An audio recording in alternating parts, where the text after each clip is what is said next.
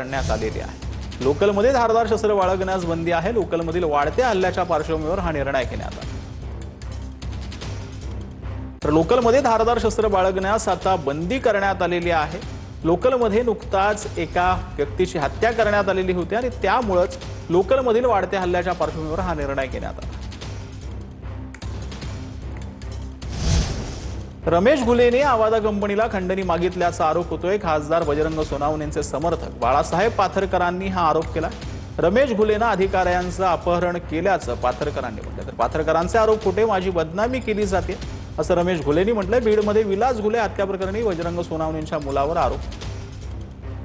याच्या अगोदर आवादा कंपनीमध्ये जी पहिली खंडणी मागितली, पहिली खंडणी मागणारा हा रमेश घुले, आवादा कंपनीच्या अधिकाऱ्याला अपहरण करणारा हा शिंदे नावाचा अधिकाऱ्याचं अपहरण यांनी केलं होतं एका हॉटेलमध्ये नेऊन त्याच्यावर काय एमपीडी अंतर्गत गुन्हे दाखल झाले पाहिजेत। ह्याचा पहिल्यापासून धंदा ह्याच्यावर बघा सगळे बलात्कार, खंडणी, चोऱ्या असे गुन्हे दाखल आहेत।